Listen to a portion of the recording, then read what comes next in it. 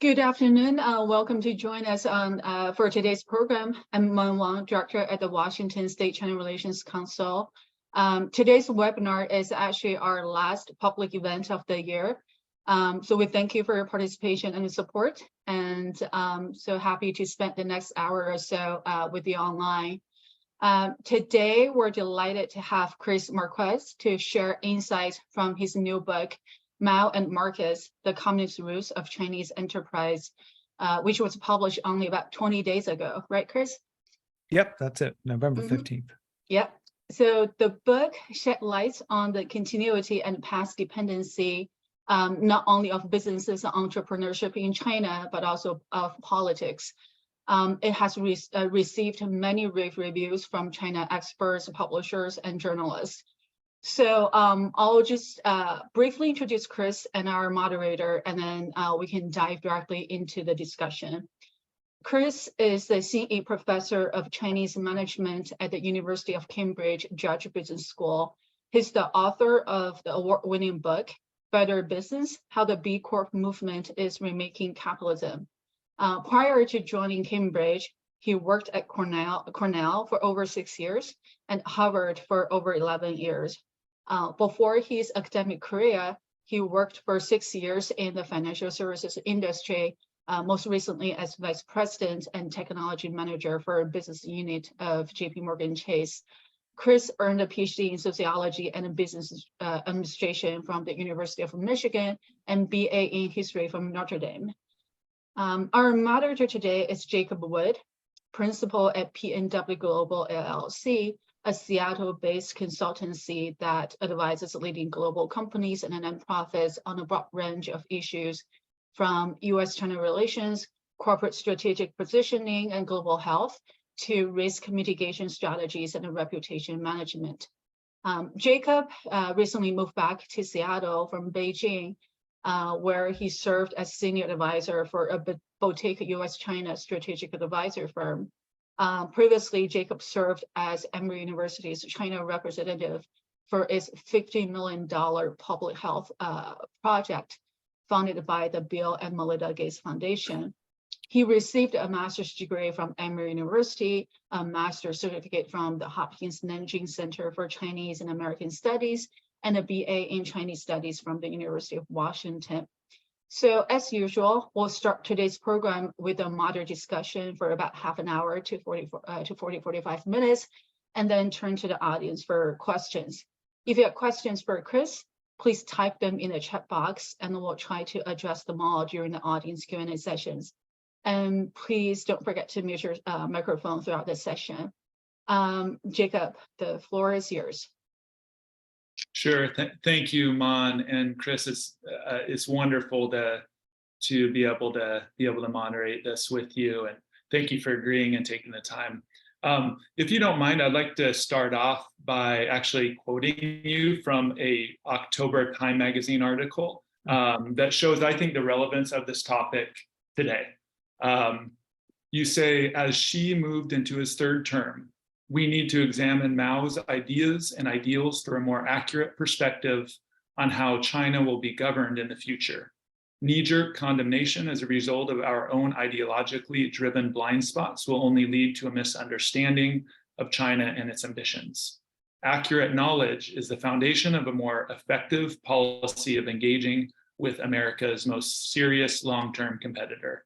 So I thought this encapsulated well your book, but also for those who have not got the book and read it, I encourage you to do so. But just the amount of research that went into it, whether it was interviews or the Chinese and English sources that you used, so just impeccably kind of this accurate knowledge base that you were, the rigor that you put into this book.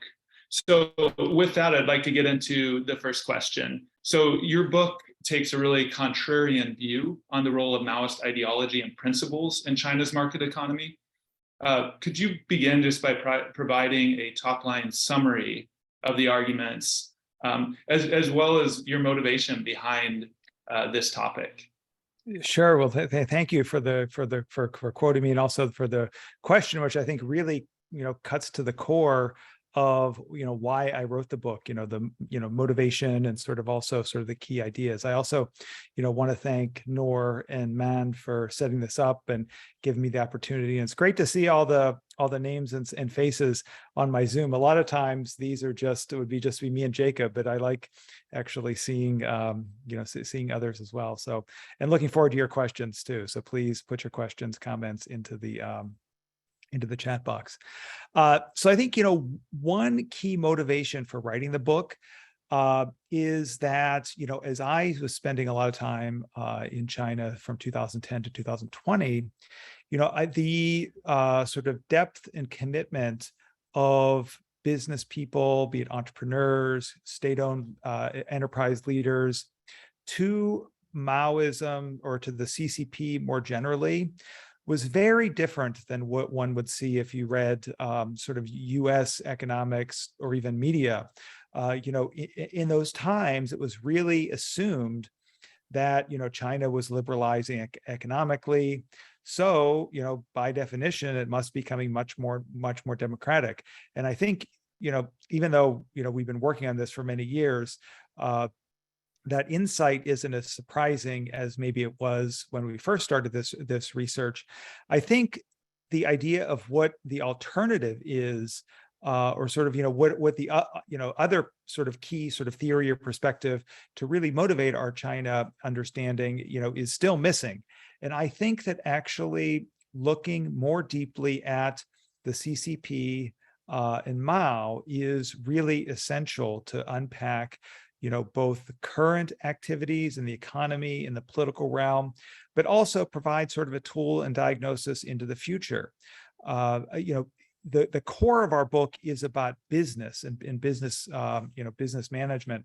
And as you mentioned, we did interview a lot of companies. We also, sort of leaders of companies, I should say, had a lot of databases at our disposal as well, as far as behavior of entrepreneurs, listed companies, politicians, to really try to uncover in a more systematic way, what some of the sort of key ideological principles are. We can talk more about the methods if folks are interested, or talk more about the actual specific studies, the peer-reviewed studies that we did that actually led to the book.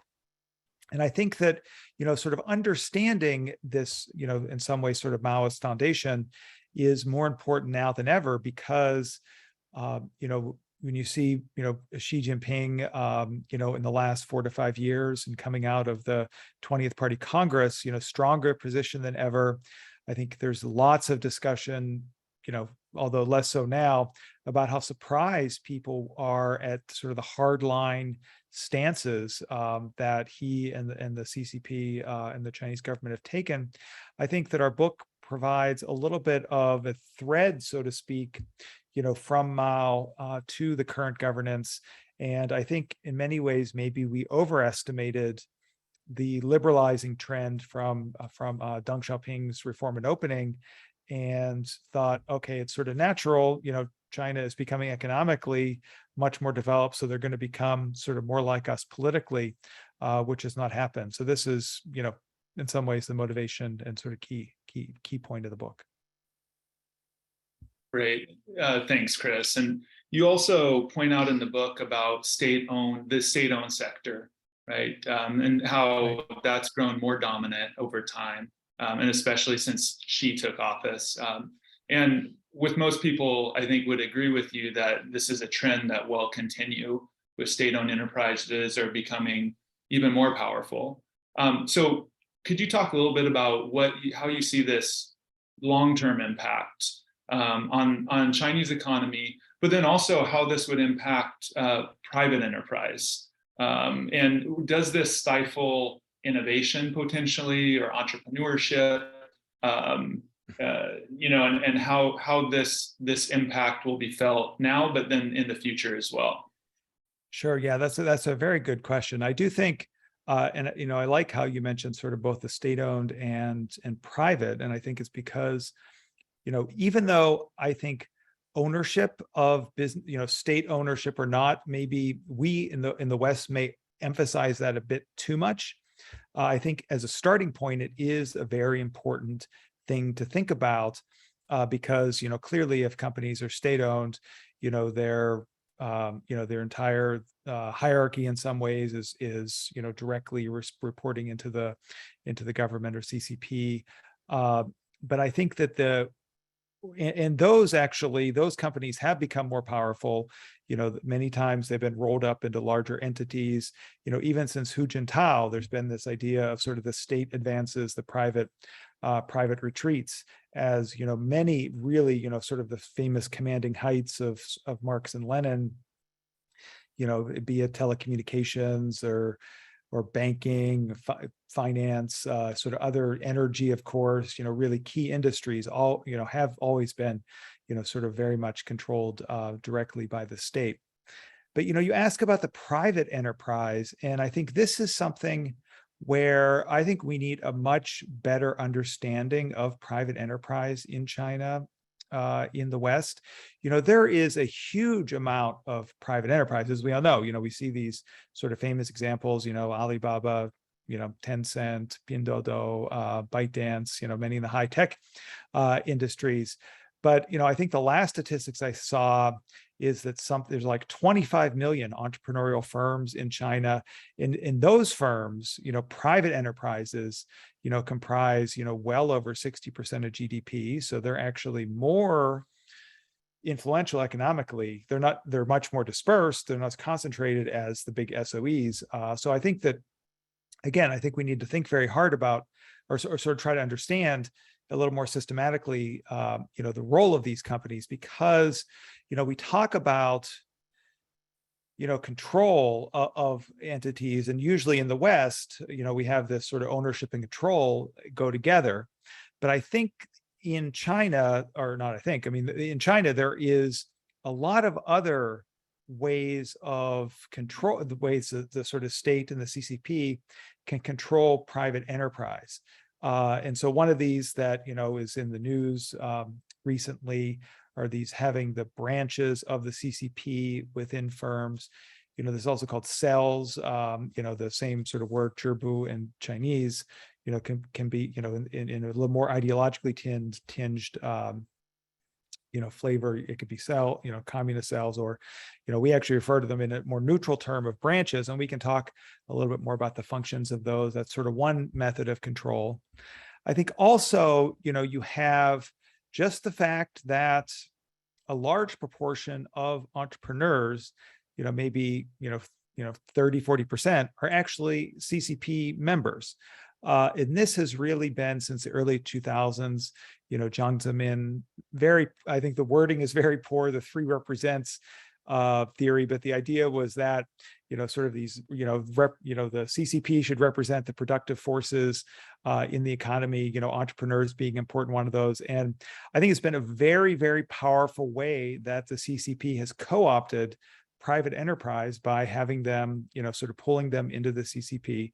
I think this then provides, benefits to these entrepreneurs as well, because if you're, sort of part of the system, so to speak, you can better understand, sort of the nuances of policy. You go to different meetings to, really get the fine-grained understanding of what's sort of coming down the pike.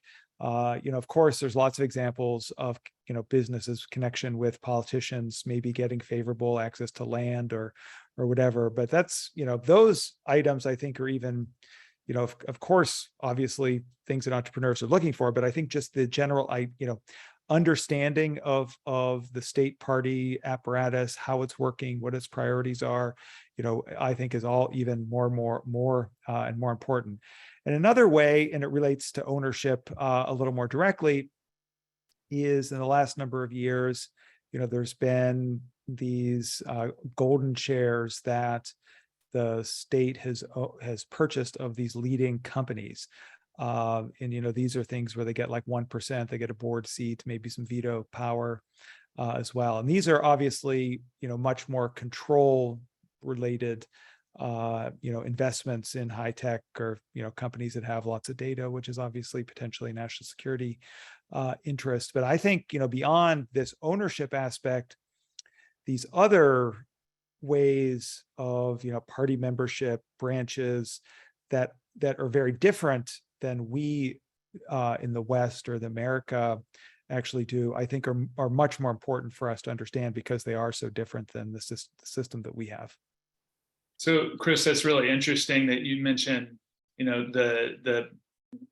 don't use the word party cells intentionally, right, which I appreciate because I think that term is loaded, and you mentioned that in your book.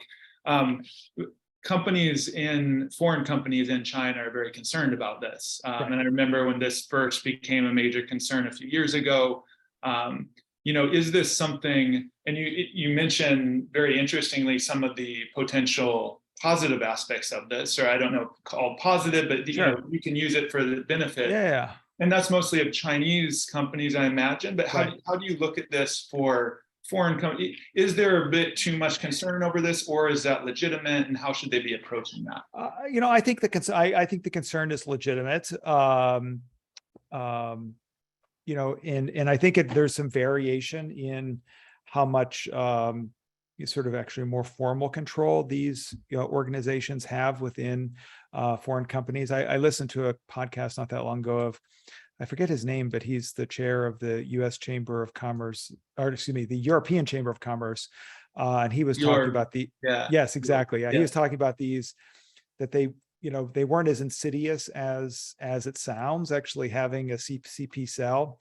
So I think, this idea that there is an alternative hierarchy in the company is something that, would give me pause if I was a leader of a company. But also, again, I think that the quote that you read, I think that we have to understand that the system in China is a fundamentally different economic governance system. And if we just, want to, have these shrill comments about, party cells and CCP control, it actually obscures potentially our understanding of the overall system and our understanding that these organizations may play within the system. And so, like you mentioned, the analysis we did of these organizations within Chinese companies is different than a multinational. But what we found is actually these were very useful tools to sort of socialize new members into the company, actually performed a lot of HR and social benefit functions within companies. Also, regarding the government relations for, aspects I mentioned earlier, were another sort of aspect of the role that these played, because, when you have a party branch, typically, there'll be like club room sounds too informal way to put it, but there'll be an area where people can congregate, where other people beyond just the CCP members can actually go in as well, and they can read, various, documents and party publications, like Qiao, the sort of main theory document or theory journal of the party. And so this is where I see, again, if I was a leader of a company, I would also have pause of this, but I think, as maybe through organizations like this or other, I think trying to get a more fundamental understanding of the role that they play and not just dismiss them out of our own sort of ideological biases is important. Yeah, and that's what I appreciated about the book, right? It's kind of evidence-based, trying to take just a step back from the rhetoric that you always hear. So along those lines, though, you talk about the common prosperity campaign, right? And this has been a campaign that's been around a long time, but she has definitely renewed emphasis on common prosperity, which is basically trying to become a more equal distribution of wealth, right? But some Chinese firms, but also foreign firms, see this as this idea, and I think you mentioned this even in the book, this robbing from the rich to give to the poor. Right. And so there's a lot of also concern around this idea. Chris, could you speak a little bit of how you see this, particularly what this is, but how you see this playing out with your understanding of the Maoist ideology, and how this will play out over time, and what businesses should expect? Sure. Yeah. Good question. It's sort of obviously very timely and important question. So yeah, common prosperity, the term that is used is actually also used by Mao. So this is like, many things you sort of see coming back to sort of Mao's sort of, statements or ideas. And like you said, I mean, it is an effort to, in some ways, flatten the tremendous income and wealth inequality that exists in China. You sometimes see statistics. There's this Gini coefficient, which is known to measure income inequality, and I forget where China is. Like, I don't know, 0.48 or 0.49, 0.555. Okay. That's a handy thing to do with those are from government. I don't know if they've produced them very recently. And the government, I think, has an interest in not actually having those come out as, it makes them look bad in some ways. I know my own experience, I've never seen income inequality. Like, when I was living in Shanghai, the building I lived in was, was a part of some, sort of development that had 15 or 16 buildings with garages underneath it. And one day with my kids, it was raining, and Shanghai rains a lot in Shanghai. So we went, they're sort of bustling, full of energy in our small apartment. So we went down into the garage to just sort of walk around and maybe ride their bikes a bit. I mean, it's like Ferrari here, Rolls Royce there, it's like huge amount, like I don't even ever see these cars. And our apartment was not that tremendously expensive, actually. And then we have an IE to, about halftime to help us with, cooking, cleaning, helping with the kids. And, I forget what she got paid, but it was definitely under $1,000 a month. And so you have, Ferraris versus, $1,000 a month, which is a wealth inequality that I don't think there are in a lot of countries. So I think that it makes a lot of sense to actually do this, to try to have some program to capture some of the tremendous wealth and actually lift up the poor. I think that the idea behind it makes a lot of sense. I think, though, that in regards to robbing from the rich, giving to the poor, I mean, a lot of these were from reports of where entrepreneurs were just sort of voluntarily turning over, 20 billion renminbi or 5 billion renminbi or something like that. I think that, it needs to be a much more systematic, maybe taxation structure. I think real estate is something that has always been talked about, but, a lot of, senior CCP members, not even senior CCP members, have, a lot of real estate. So this would then, maybe hit them in a tough way. So I think that would be, in favor of this if it were applied in a way that actually is systematic in its taking from the rich, so to speak, and then distributing to the poor. I think some, sort of thinking forward, if I was an international firm, I mean, I think that still, areas around the environmental protection are areas where there's good potential. I think also on the retail side, China still, probably most of our listeners have sort of been to China and had a lot of experience in China. But, you get off the coast and in the second, or not even second tier cities are pretty developed now. The third, fourth tier cities, smaller rural areas, I mean, there is still a tremendous amount of development that I think can take place. And so I see, if actually the government is committed to common prosperity, and that will mean sort of a rising, up from lower class and poverty in these more, off the coast rural areas. I think there's like 1 billion people in that. It's not like this is a small market. So I think that's, areas where there might be more potential if it actually is implemented in a way that provides greater access to wealth and opportunity for lower income people. Yeah. Thank you, Chris. I'm going to switch gears, if you don't mind, just a little bit from talking about business Sure. directly to more So you mentioned, and over the last few years, right, there's been this trend of growing nationalism in China. And your book points out that nationalism is the cornerstone ideological principle of Maoism, right? So you looked into this, you talked about this. So could you expound a little bit on that idea? And then also, how do you see this resurgent nationalism? And you don't only see it in China, right? I think you see it all over. But in China, particularly, it's been notable, right? And how do you see this on impacting decision making in China?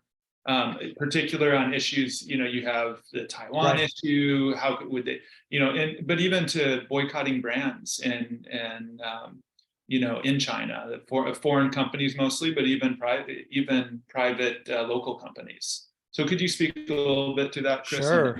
Yeah. So nationalism. That is I think a very important topic these days when one thinks of China, and it was one of the we in the book, what we look at is a number of different sort of Mao's ideological points, and then how they actually end up showing up through business management and politicians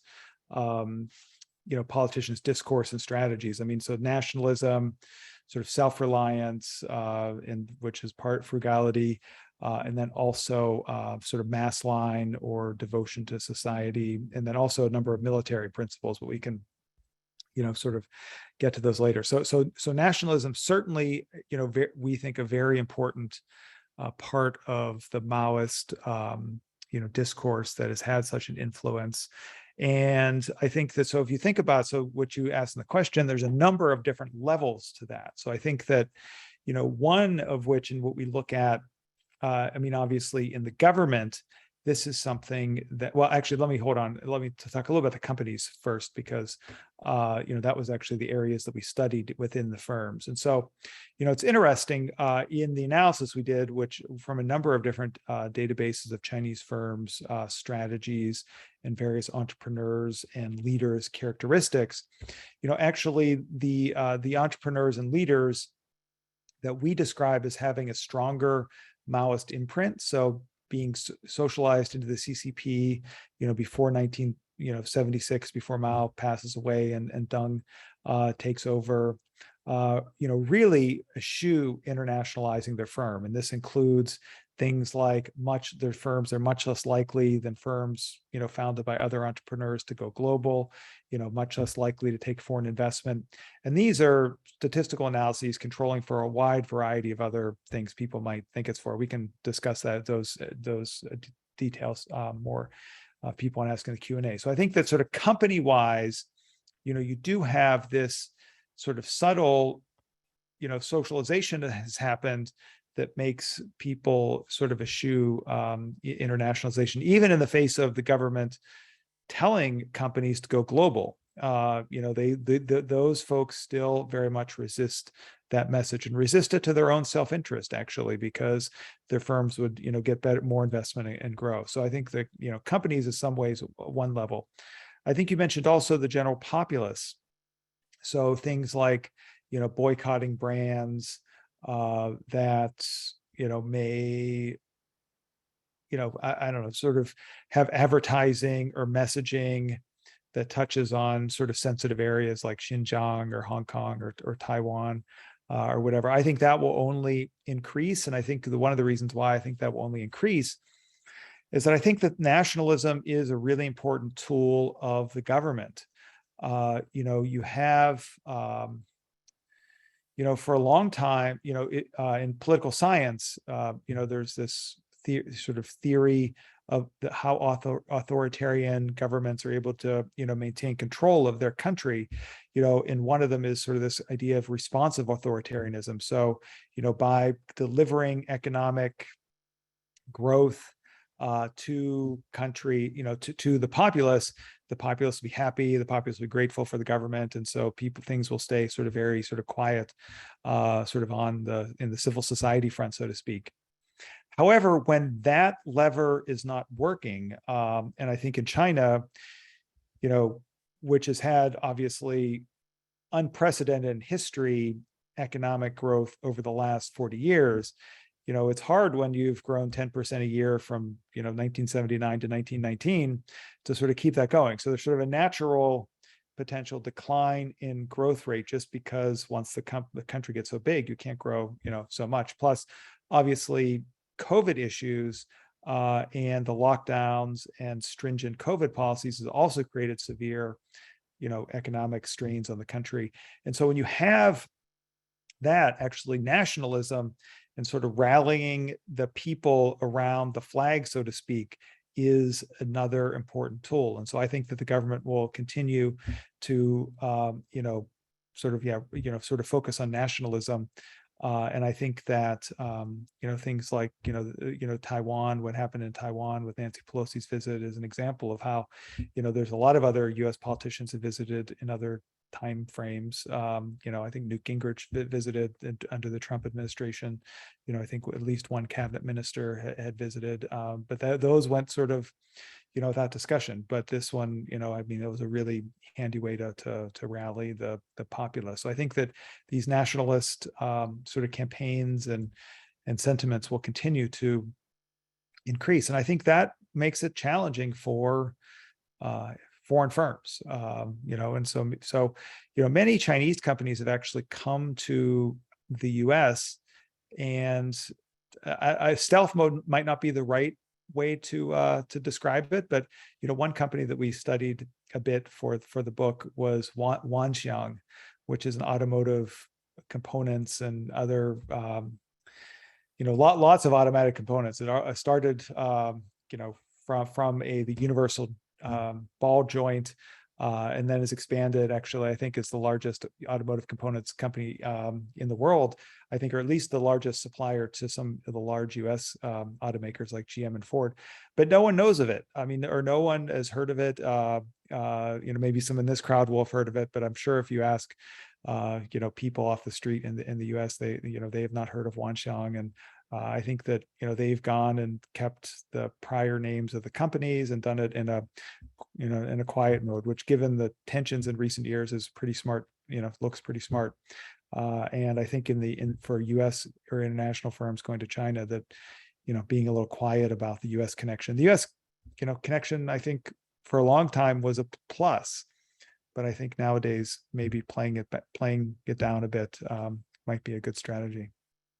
And thanks, Chris. And that's what was fascinating too about your book. You mentioned you think a lot of these Chinese companies, and you read your book and you say, wait, what's this $1 billion or this huge company here like Wanxiang? So and it's fascinating to hear the stories behind that of the founders. Along this similar lines of what you were talking about, let's move into US-China relations, right? And I know your book didn't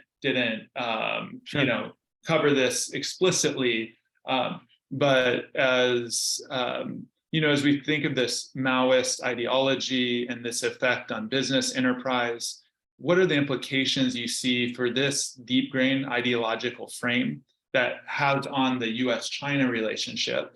What are your observations of this relationship right now? And you just mentioned the Pelosi visit, you mentioned some other things. But what is it? Are there ways too with these? And this is part of the purpose, it sounds like, of your book, so Americans can have more knowledge. I think in China they also need to understand America a little better too. It goes both ways, right? But what are some of these ideological principles of China America that maybe could bridge the gap too? Yeah, good point. It's interesting to think. Let me just reflect a little bit on your saying, like, sort of the I don't know, sort of US-China understanding gap and sort of where the gaps are larger. I'd be love to hear. I think that we have a lot of folks in here with experience in China. So my sense is that probably the Chinese understand America a lot better than America understands China. You have hundreds of thousands of students coming from China studying in the US.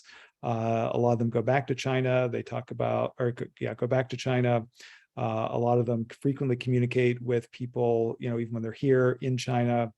I think US culture is much more penetrated, US brands, China, than vice versa. I just saw recently a statistic that, as of right now, there's only 300 US students studying in China. That's astounding to me. I don't know what the current, current number is, in the US, but even I think I saw the University of Illinois not that long ago had 3,000. So 10 at that one campus, Chinese students, compared to, the entire country. So I think, I think that it's incumbent upon us, and I teach in the Schwartzman Scholars Program at Tsinghua because I believe in trying to actually educate global people about China. I think it's so important. Part of the reason why is I think that the systems and ideologies that drive the systems are very fundamentally different. And I think that, like we mentioned at the outset, that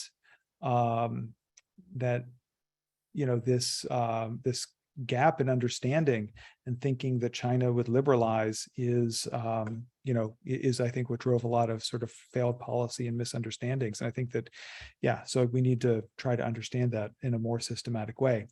In regard to bridging the gap, because I like to focus more positively as well, I do think, and I've experienced this, and a lot of the entrepreneurs in the US that do business in China have also experienced this, that I think that between, and the opposite I've experienced in Europe, as I've been in Europe, there is like a deep pragmatism in many ways of doing business in the US and also business people in China, that actually there's a lot of, I think, really strong connections that have been made. And, many of the entrepreneurs that I talk to that are, entrepreneurs from the US that are working in China, still say, the amazing relationships they have with their longstanding partners and customers, and they feel it's very much built on, okay, let's, we have a work to do, let's roll up our sleeves and let's get it done. I think that those values, I think, are things that are both common to the US and China.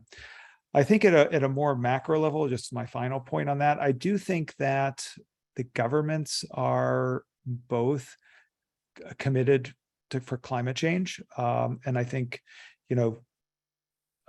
people I've talked to other people and they've disputed whether China actually is committed to that. But I think, this is actually how I got into studying China. Is I'm still to this day study a lot of environmental or sustainability initiatives, and China seemed to be a real important place to study that. And this was 12, 13 years ago, and have.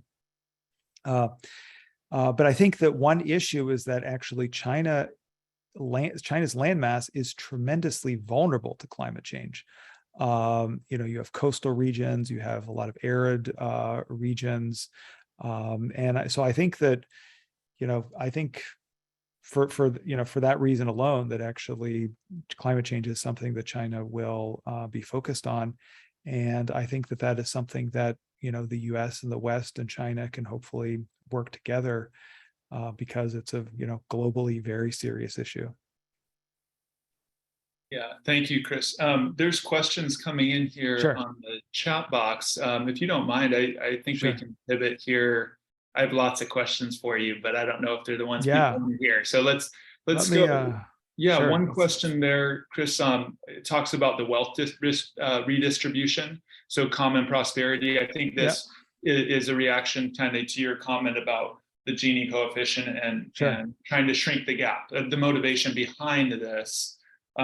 Whereas this question is, I'll read it out just for the audience. Isn't any wealth redistribution in large part just an effort to take the PRC economy to the next level of consumerism in terms of demand and supply of goods and services, rather than anything highly ideological, altruistic?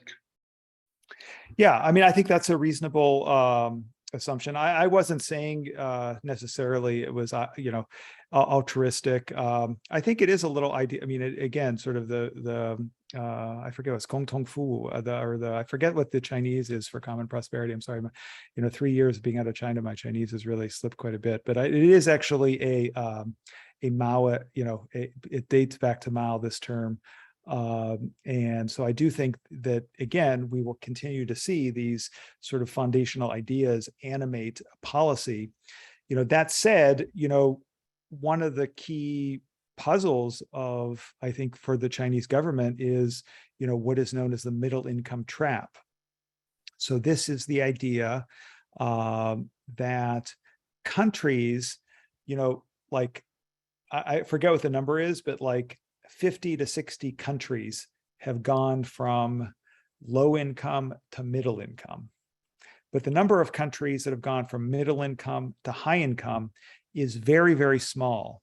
The reason being is that actually the populace starts asking for different things. And secondly, sort of the engine of growth is different, moving from middle income to high income than from, low income to middle income. Because, people, they are just trying to, get enough to eat. And so they will be willing to do most anything. But, when this middle income trap, countries have to shift and change their development strategy.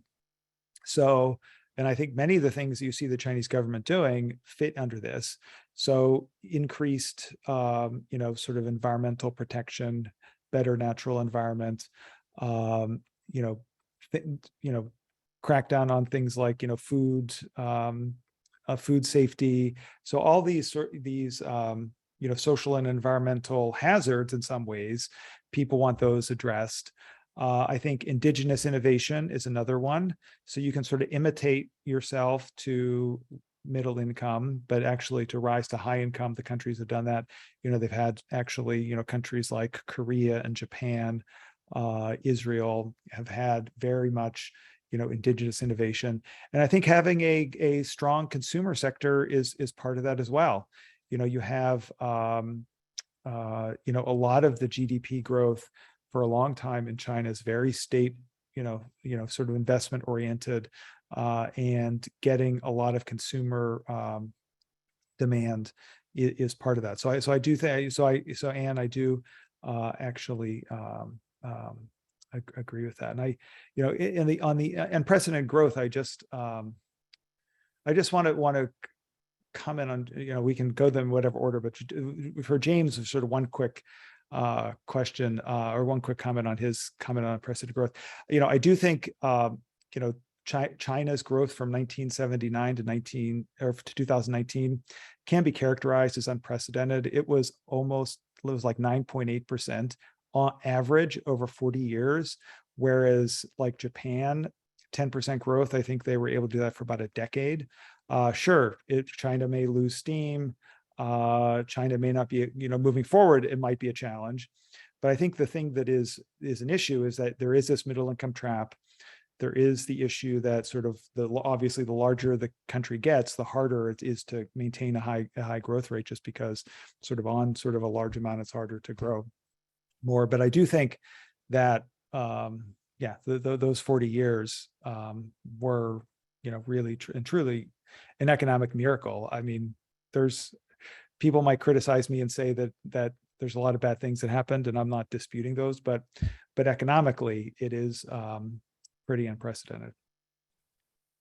Yeah, and I just wanted to open this up as well. I think, Mon, is that okay if if there's any questions, people can also, are they muted? They can go on unmute and just ask your question as well, or type it into the chat box.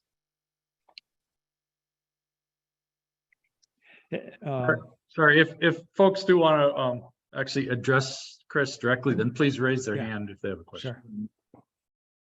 And Nora, I see you have a question in there too. Since you're one of our hosts, I would really be delighted to take yours next. Not that there's any sort of favoritism or anything, but yeah. So it's interesting. I think that there's a lot of issues under challenges with the real estate tax. The reason being is that real estate values have skyrocketed in China from many people may have been given their homes a long time ago, or sort of bought for a very small amount. Now they're worth millions of dollars, and so certainly it would be a lot of backlash from the regular folks, as well as I mentioned, the party members that, maybe some of them have 15, 20 apartments or whatever under various names that will create a lot of sort of challenges on them. So, yeah, I mean, I think what you're saying certainly plays a role as well. Hey, Chris, just while we're waiting for more questions to come in, just a question on self-reliance or, self-sufficiency drive, how that's definitely a motivating factor of a lot of, economic decision-making. How do you see that? On the one hand, will this isolate China more? Will they turn inward more? Or on the other hand, you see, concerns China's going global and they're, so, how do you rationalize these two things? Are they completely different? How do you see kind of the self-reliance? Because as you mentioned, this is one of the key Maoist principles, so it's not going away, and it can really resonate with people in China, right? Yeah. But how do you see this playing out though in the future?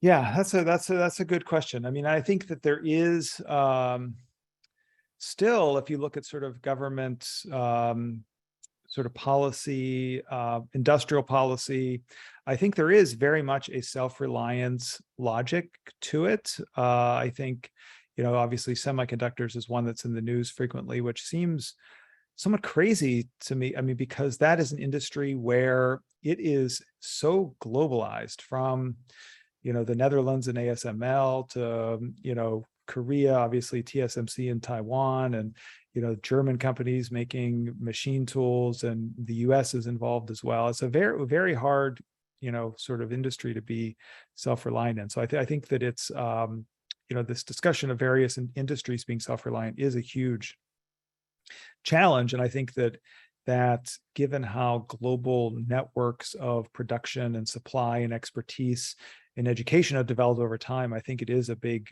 provides a big hurdle if that is actually, some of the interests of the government. And my experience, I am a professor. Most of my experience, although I research and write and interview a lot and study businesses, my sort of lived experience is as a person at university. And in the education realm, the extent to which China has been gradually over the last 10 years, in some ways cutting itself off from the international education environment, is surprising to me. So you have, not that long ago, many of the top Chinese universities have pulled out of international rankings. There's lots of, reports of cutting back on English language in schools. I just read something, I think it's in like Guangzhou or someplace in Guangdong province. They've canceled ELTS testing, the UK-based English test. And this generally tracks to what I experienced. So I first started going to China, and I spent, a number of longer durations in China starting around 2009. Very, very welcomed by universities. I could, they were interested in, learning from professors at other leading universities, had sort of, very much freedom in what I discussed and what I talked about with the students. And by the time, COVID hit, probably 2016, 17, 18, I started to get a lot more sort of pressure and scrutiny to, adhere to the party line, so to speak, and what I taught, and not be,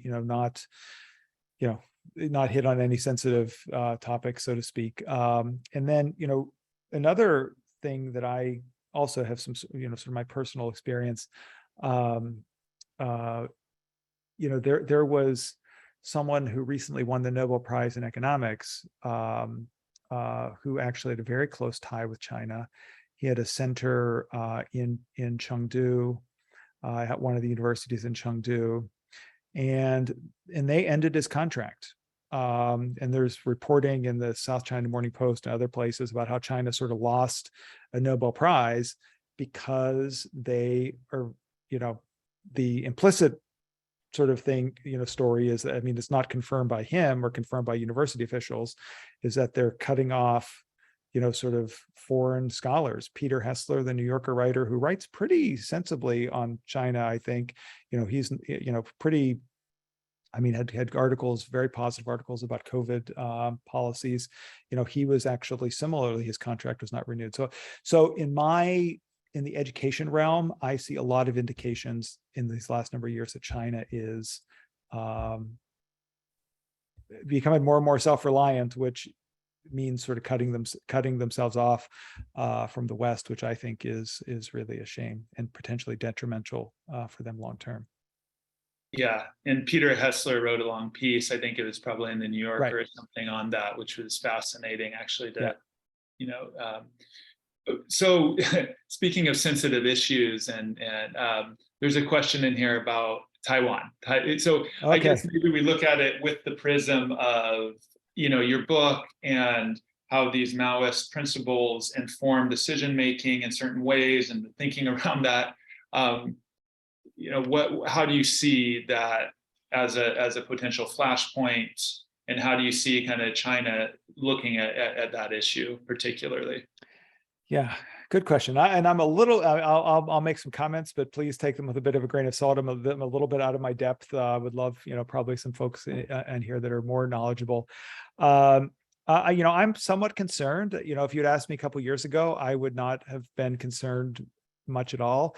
And I think it relates to what I was, so two things, I think. So one, this idea, of once the economy is slowed significantly, these sort of territorial integrity, nationalism, I think will be played up even more to help, rally the population. And certainly, that is an issue that is, near and dear to the Chinese people's heart.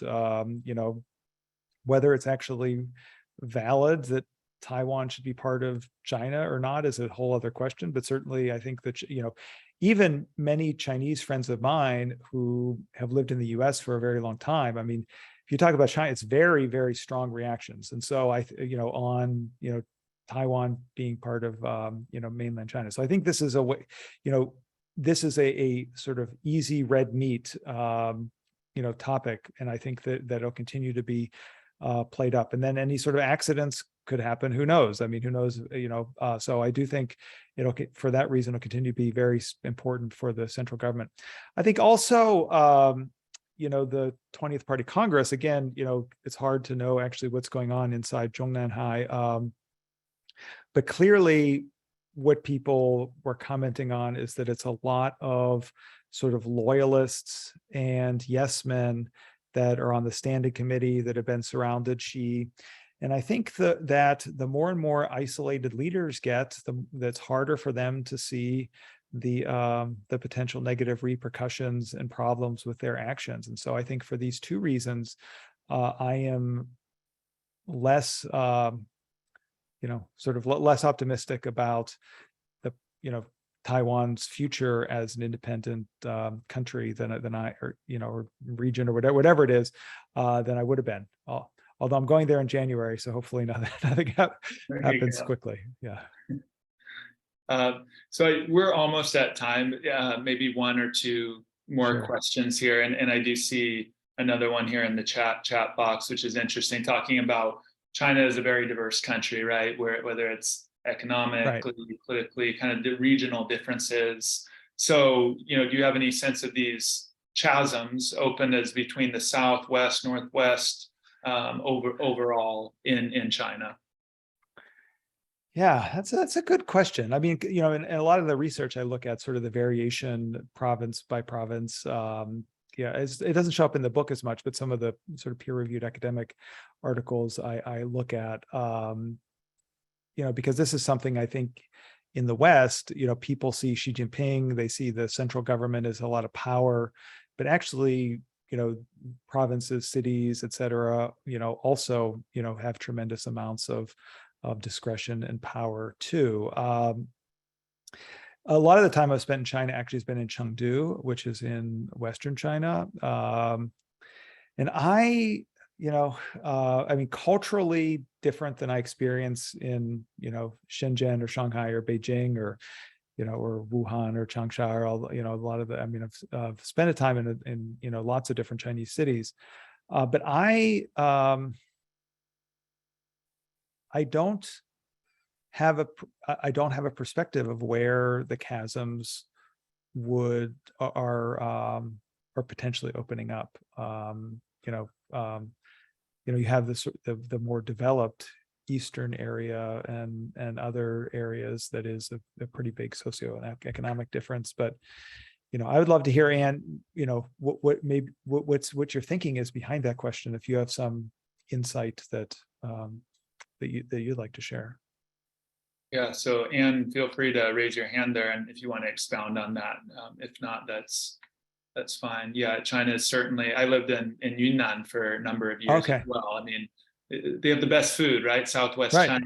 Yeah, totally. But even the food differences and what people prefer, it's so incredibly diverse, and even the power structures, right, as you mentioned. So, yeah, Anne, please. Yeah, no, I don't have any particular insight other than talking to policymakers. I live in Washington, D.C., and these think tanks are always doing long-term strategizing. And there's a school of thought that the PRC is too large a landmass to be sort of centrally controlled for much longer. And of course, we're talking sort of multi-generational in terms of viewpoint. And that because of the intrinsic cultural differences between particularly the Northeast, the West, and then of course the whole Southeast quadrant, that they could see them literally breaking into 3 separate states. Or maybe stronger federalized system. But that's just the thought behind that. Yeah, that's interesting. I'll sure look out for that.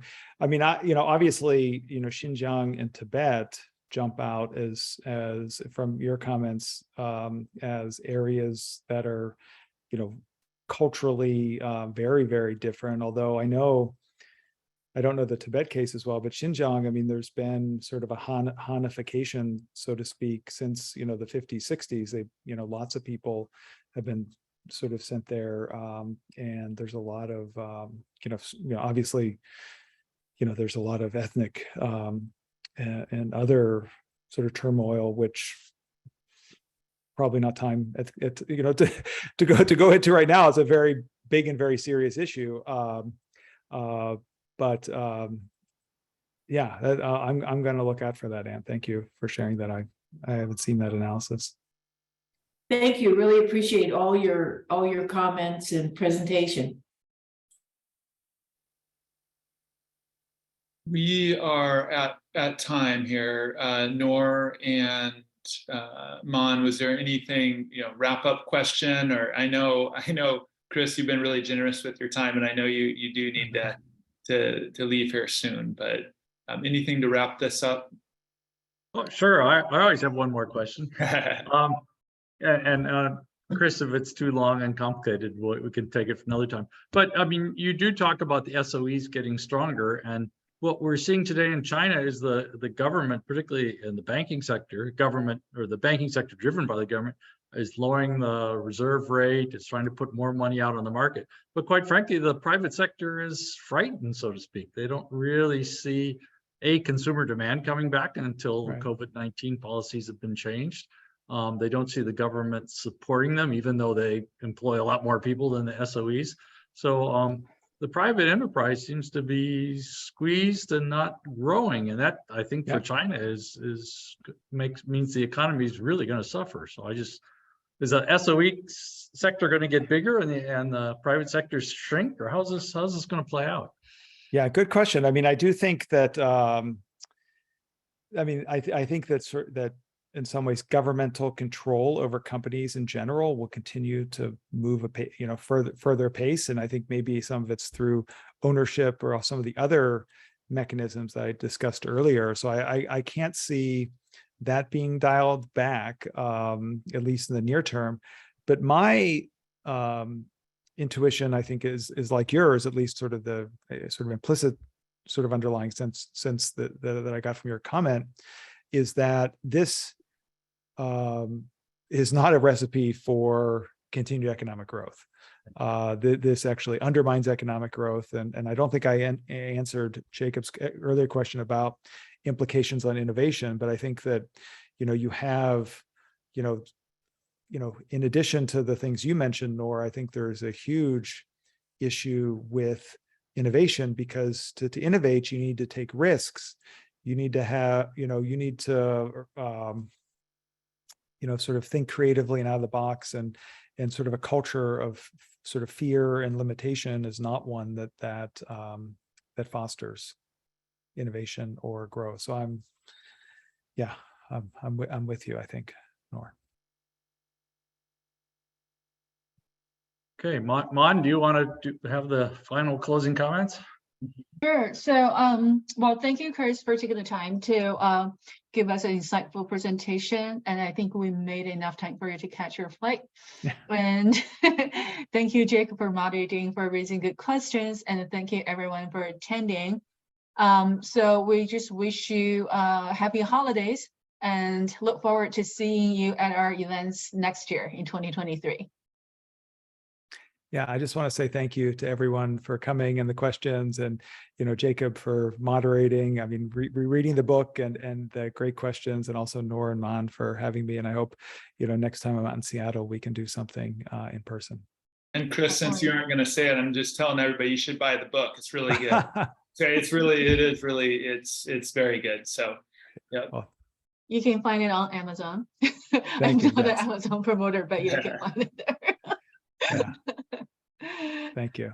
All right. Okay. Thank you, everyone. Great. Thank you. Okay. Thanks. Thank you all. Take care. Thank you. Okay. Bye-bye.